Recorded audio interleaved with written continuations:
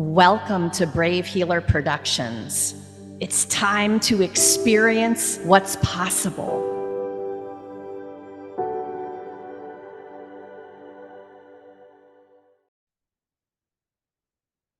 So, what if there's something you haven't learned yet that could change everything? Welcome, everyone. I'm Laura DeFranco, the CEO of Brave Healer Productions, where we are helping the world experience what's possible.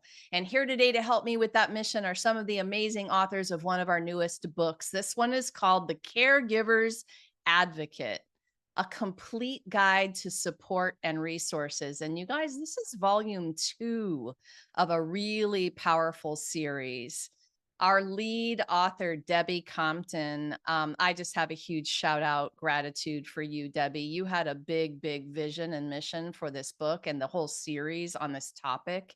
And you have gathered around you a stellar group of expert co authors to talk to us and really change our lives about caregiving. It is big potato stuff. Just wait till you hear from our authors today. I've got some very cool people in my Zoom room today.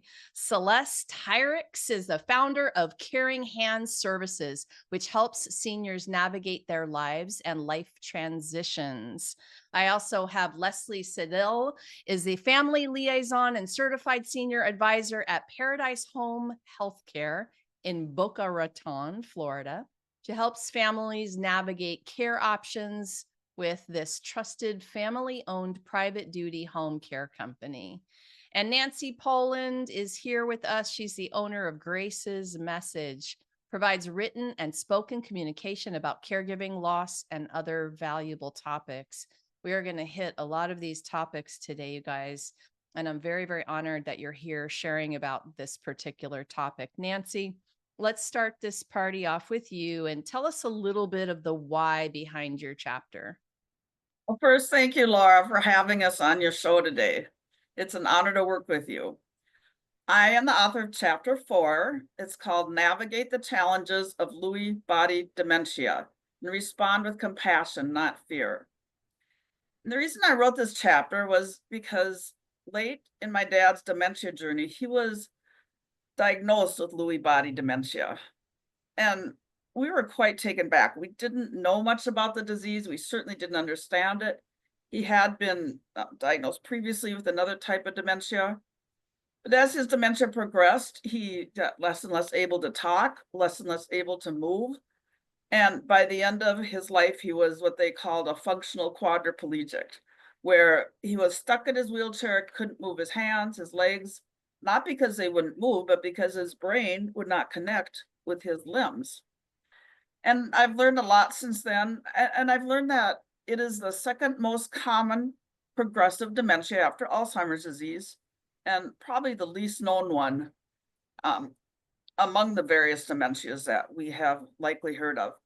So I just wrote this chapter because I just think it's so important for people, especially in a caregiving role, to understand, what is this disease? Could some of these symptoms that my loved one has be a sign of Lewy body dementia? And so my hope is to educate people and then to help those who are care partners for those with Lewy body dementia to, again, respond with compassion and not fear. Well, because a proper diagnosis is going to help those caregivers. Tell us more about why we want to make sure we know. So we want to know because, for one, there's always new treatments for some of these diseases. And while there's no cure for any type of dementia, there are treatments for sleep disorders. There are treatments for, some of the movement problems, and even to get more physical therapy when people start getting a very awkward gait, or they can't walk very well, or their limbs don't move. If people understand what is probably going to happen, they might seek some of these treatments, and doctors and physicians and nursing staff really need to understand this disease too, because there are ways to make life better at least different points in time during the journey. And I would imagine too that, make life better for your loved one, but also just educating yourself in terms of how you're caring. Are we caring in the right ways? That's really the most helpful for that individual. I think that's a big part of it too. Yeah. Yeah, that's huge. just to know if they're having hallucinations, how to respond. Like, you see a lion out there? Wow, that must be scary. Or, oh yeah, your mom might be over there. Well, let's go have a sandwich and then we'll see what's happening with her. Just some appropriate responses while they're not as far progressed in the disease. So, it helps you feel more compassionate. It'll help them feel listened to and loved more. Yeah, for sure. And that is a big, big goal, I would imagine, for all of us. Nancy, thank you for saying yes to this project. Thanks for being here today. Thank you. So, Celeste, I'm moving over to you next. Tell us a little bit of the why behind your chapter. Well, I want to say thank you also, Laura, for the opportunity to be on this podcast, and to Debbie for the opportunity to participate in the book. So my chapter is chapter 9, and it is called In Sickness and in Health, Navigating the Life of a Spouse and a Caregiver. The reason why I decided to write about this chapter of my life with as a caregiver for my husband for 5 years is because there were times when I just felt like I had given up who I was, and succumbed to just being a caregiver and not being able to be a spouse. The relationship suffered in the sense that we weren't connecting as husband and wife because of all of the tasks and caregiver duties that are required. My husband, Carl, suffered from multiple system atrophy, which is a degenerative neurodegenerative disease. So it's a combination of like MS, ALS, and Parkinson's all together, but you don't know which one will actually present. So as it became more and more task oriented, and help was given. I was just finding that who hijacked my life and where did it go?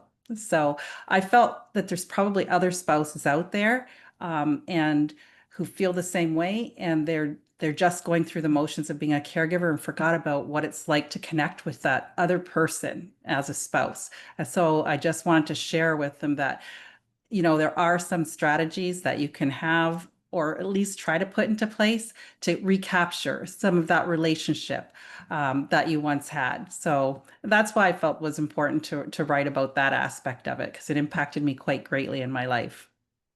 I would imagine, and I thank you for sharing your specific example, and you too, Nancy. When you guys are sharing these very specific stories about that thing that you experienced, a specific diagnosis, a specific situation, um, spouse, then your readers are fully resonating because they're in the middle of that very specific situation. And you all did this so brilliantly with your beautiful stories.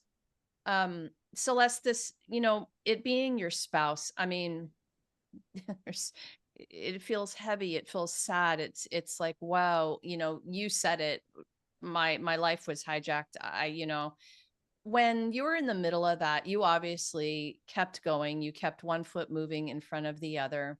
You've written about it. You're helping other people.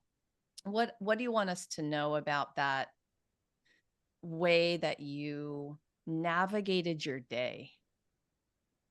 Well, that's something that took some reflection, but it was an intentional decision that both my husband and I made, and especially led by myself.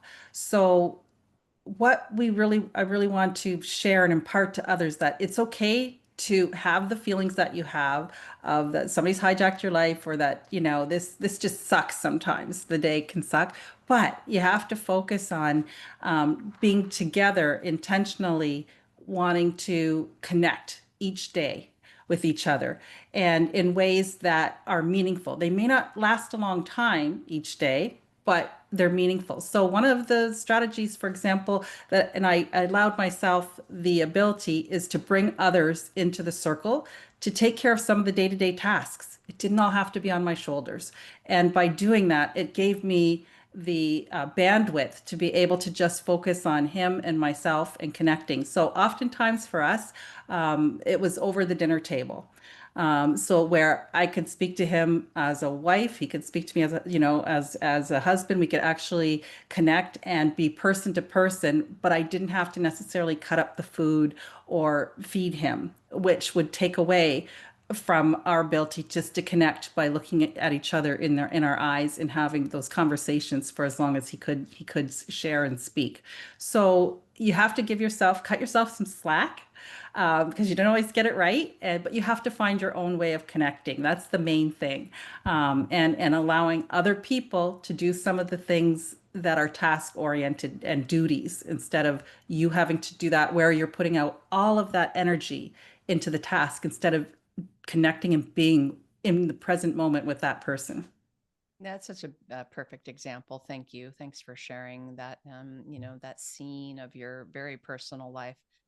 Thanks for saying yes to this project, for being here to share about Absolutely. it. So, all right, Leslie, tell us your why for your chapter. Sure. I echo my fellow authors' statements. Thank you for having us, and a big thank you to Debbie for asking us to participate in her awesome volume 2 to her volume 1, which was a huge success and a great help. So my chapter is chapter 21. It is how to protect your loved one, how to navigate private duty home care, or protecting your loved one, how to navigate private duty home care. I've worked in senior living for 24 years, and 17 of those were in facilities, and the rest was in home care. And I've realized that you, people really, they hesitate to ask for help. There's that guilt, there's that we can do it. There's the money factor, which, I completely understand. And then there's the private duty aspect, like the private aids that aren't necessarily with a company. There's a lot of aspects that you really need to watch out for. And there's a lot of hesitation just to make the call. And I always see, reach out before you burn out. You have to at least make the call and find out what your options are, and at least find a company that will connect with you and really help you. Like we really do help families navigate, and that is truly my passion, is to help families navigate the home care system, because it really is not it it sucks, to be quite honest. It's not something that is easy for families to navigate. They're just left out kind of on their own, and especially for our seniors. Well, that's a gift, right? And I was telling you guys earlier before we started, you all come at this topic with such big hearts and really caring and really wanting to help people navigate that journey that, now I've heard it twice from two of you, sucks some days, right? Like, and Debbie would be laughing with us because she has such a great sense of humor about that. Like, it just is not the most fun. But Leslie, this choice is also scary sometimes. And I know, like, because people hear bad things happen. Can you give me, I don't know, what do you want us to know about that? Like navigating the question asking and how to bring the right person in. Well, that's one of the reasons that I wanted to write about the home care, because I hear all the time, or I see, oh, my mother's sister's cousin's friend is a home care, and she really helped my mom. Okay, but does she have a background check? Is she even an aide? Does she even know what she's doing? So it's especially down here, like, in South Florida, where I live, you have a lot of seniors. You have a lot of people that unfortunately are going to prey on our seniors, and they go in and they steal. They just do. And that's why I want people to know that you really need to use a caregiver that is vetted. You need to use somebody that has a level 2 background check, that has professional liability insurance. You want somebody that is protected to protect yourself and your family. You're already going through a lot with caregiving, and your family's Parkinson's, Alzheimer's, ALS, name it. Just being not able to take care of themselves because they're older. It's just not safe for them because you live in Chicago and they live in Miami. So you really need to trust and know who's taking care of your loved one, and know that they're going to be safe physically, and their belongings are going to be safe, that their credit card number is going to be safe. You don't need to get into that type of situation. So it's that I'm a huge advocate for seniors, and that's one of the reasons I wanted to write about home care, just how important it is to go through a company. Yes. Such a powerful topic. All three of you. Leslie, thank you so much for saying yes and putting that expertise into this chapter. I have a big thank you to all three of you. And while I do that, I'm going to give you all a little peek out there to this beautiful purple book cover. Purple is my favorite color. Thank you for taking my challenge to put that vulnerable story in this book. You all did that. And then you all stepped up as the master teachers you are and gave us a practical tool. So we're going to be able to have an experience with your teachings that really makes a difference. And it's you do this all day long with your clients and your people, but it's quite another thing to be asked to put it in black and white in a book in a way that the readers can have that experience. And you are all so brilliant at that. This book, the book series, is a big gift for people. The common comment, I wished I had that sooner. Right. And so we're going to give it to you guys. You're going to have what you need. Celeste, I have a question for you first on this next one for all of you, but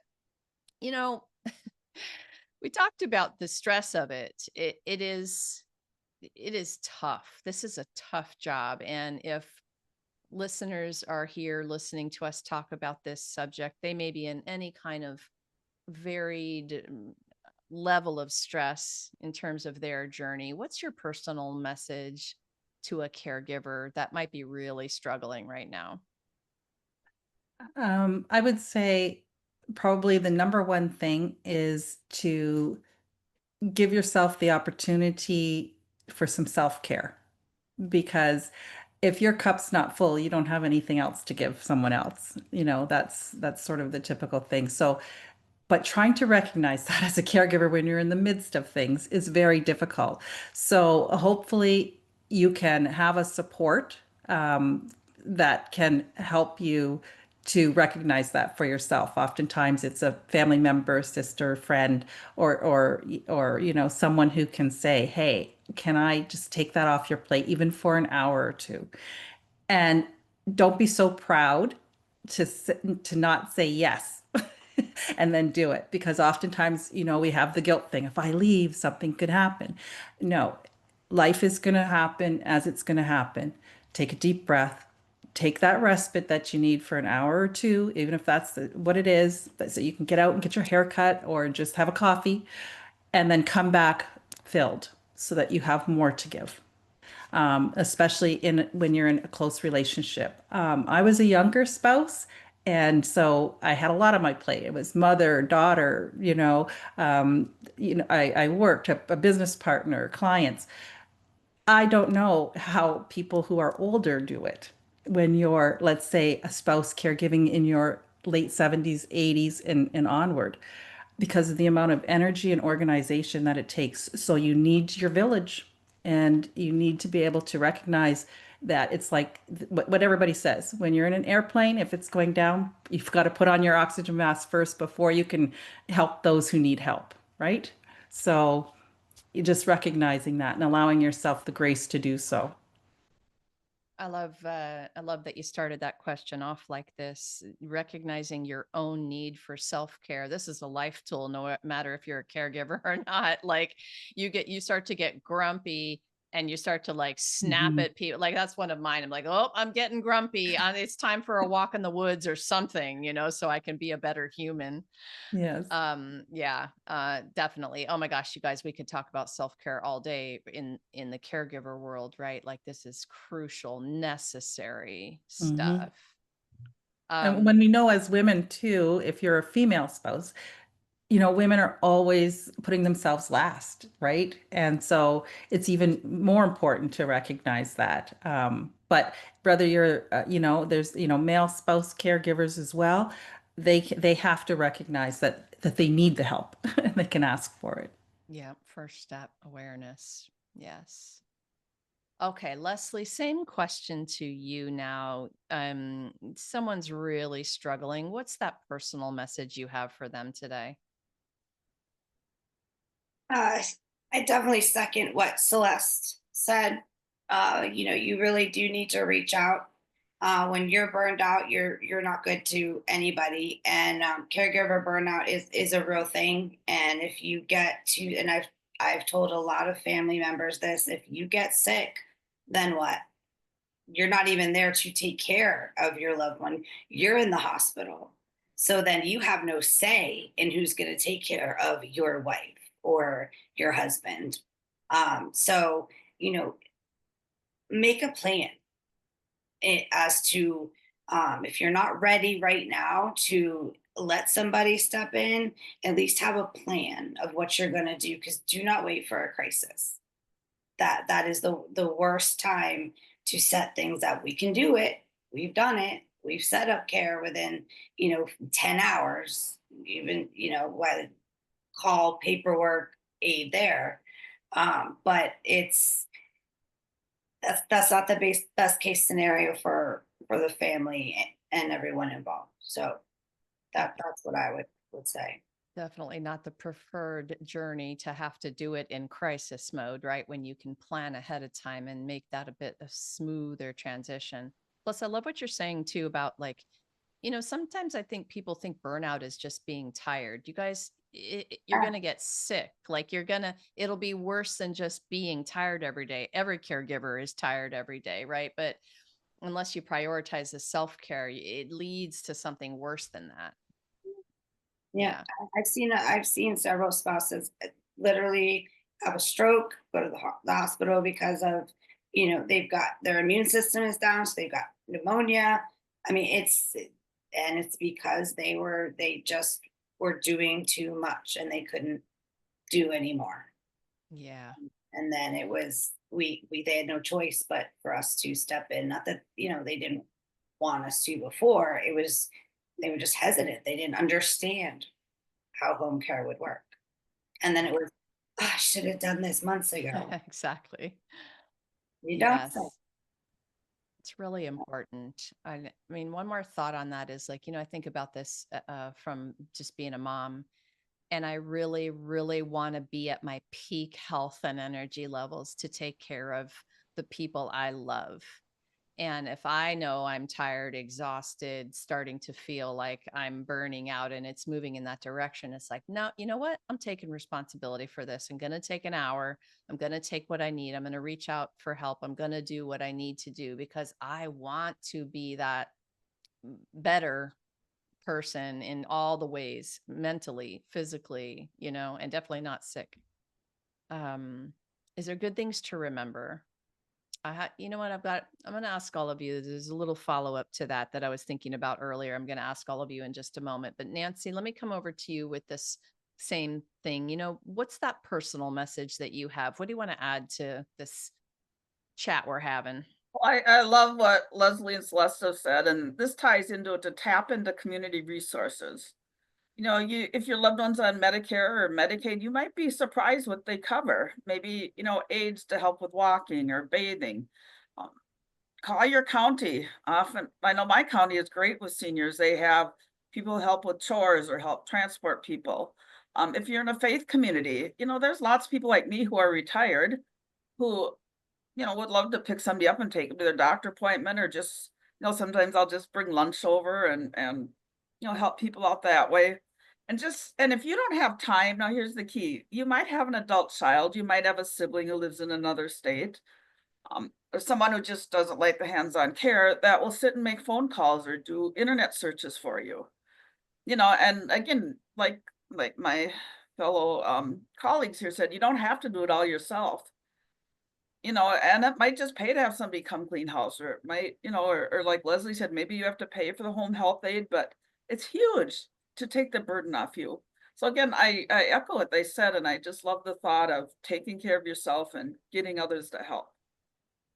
Yeah, thank you for that. You all are weaving in your ideas so brilliantly today on this. I had this little moment in my head about kind of just playing devil's advocate with it. I know you guys are going to have an answer for this, but I don't have the money to hire anyone. I don't have anyone else to reach out to. You've heard it before from people.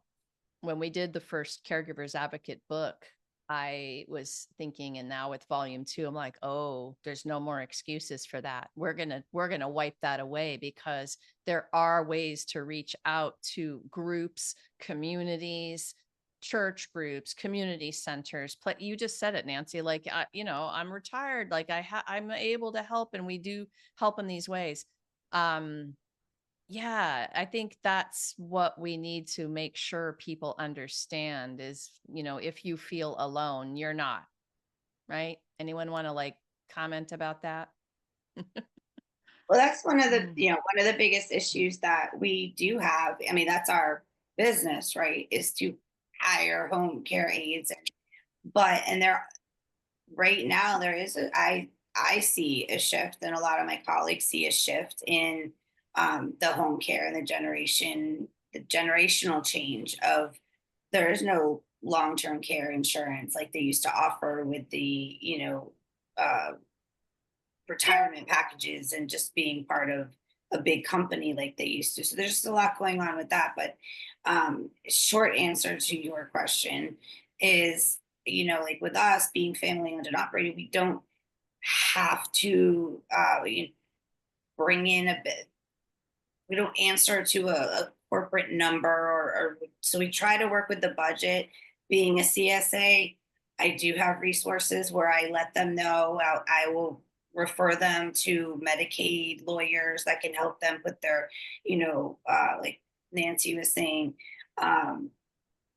use that money, like put things in trusts so they can use that money for healthcare. Volunteers are great. My only caveat with volunteers is you have to make sure that they're going to show up. Sometimes people will say, oh, I'm going to help you, I'm going to help you, and then they have their own life, and that's fine.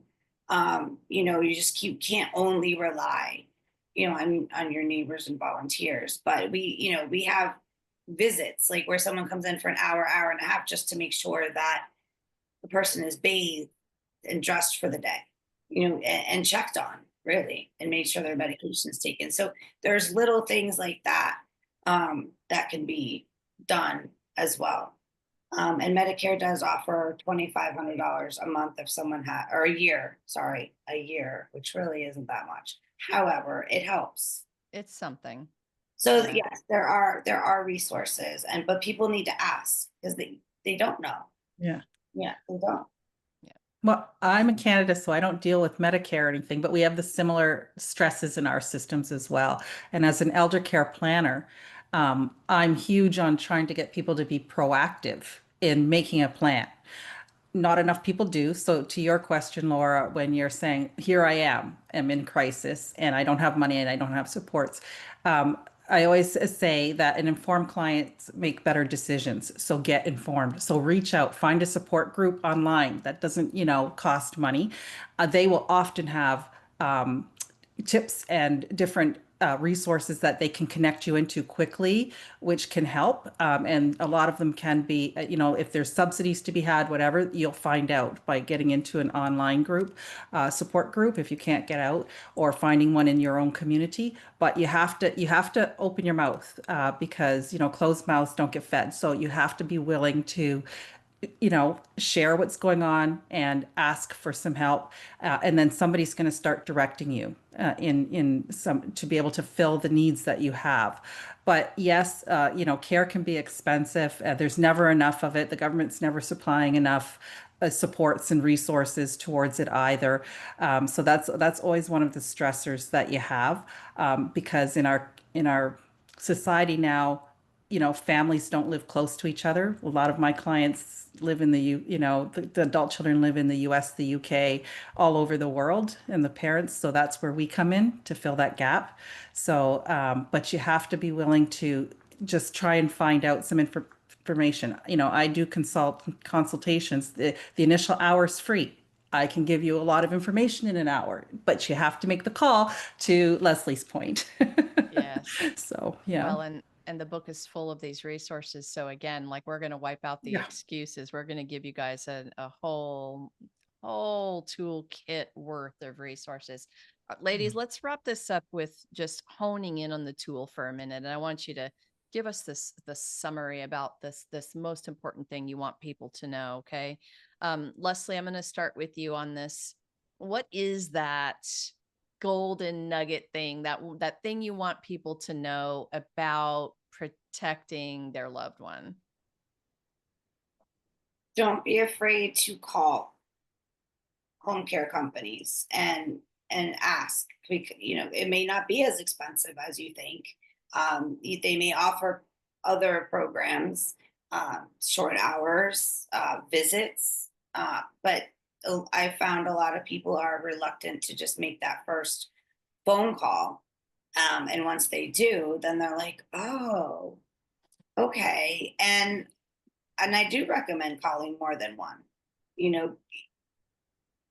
Find out information, compare, and ask questions.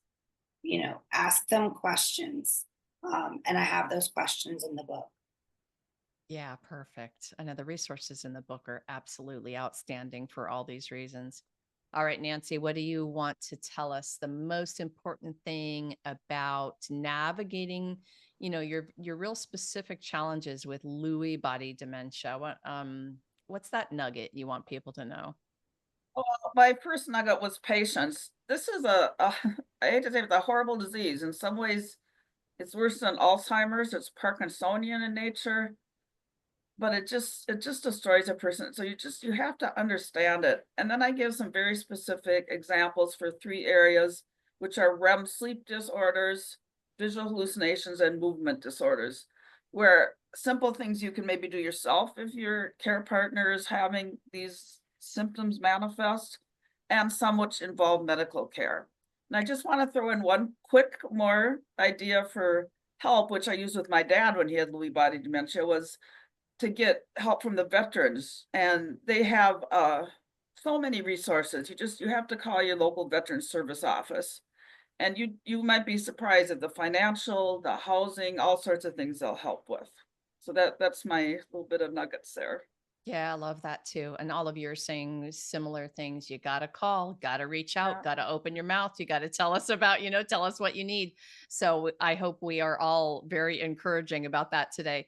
All right, Celeste, what's that most important thing you want people to know when they're navigating that life of a spouse and a caregiver?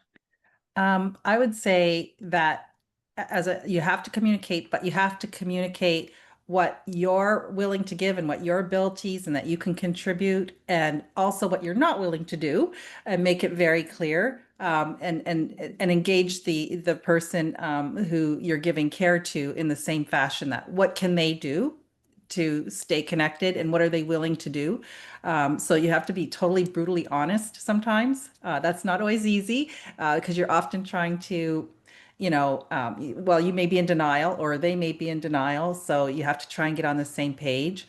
So that's what I'd say. It's the highest levels of communication and keeping it open and honest, because you're both going through this, not just one of you, but you both are. So there's going to be different times when, you need to be strengthened by them, and other times when you need to give strength to them, because everybody has those ebbs and flows and those valleys and peaks and valleys. So but just knowing that you started out as a couple, And you have to go back to that. That's how you want to continually be, is connecting as those two people, not caregiver to person who requires care. So yeah, so see them as the person that you remember them as. Thank you, Celeste, Leslie, Nancy. Thank you all so much for what you do in the world. And thank you for being here today to share it with everyone. You know, you guys, this is way more than a book, and you've heard it today. Maybe you have a question after today, or you need that support, or you just want to carry on the conversations that we started. I have all of our authors hooked up down below with their websites and links. Please go explore. They're there to answer those questions for you and get you on that right path to getting the support that you need. It's a very generous community here in this Caregivers Advocate. Of course, we hope that you'll hop over to Amazon and grab your copy of this beautiful book. The link is down below for that as well. And lastly, today, everyone, remember, your words change the world when you're brave enough to share them. So it is time to be brave. See you next time, everybody. Thank you, authors. Thank you.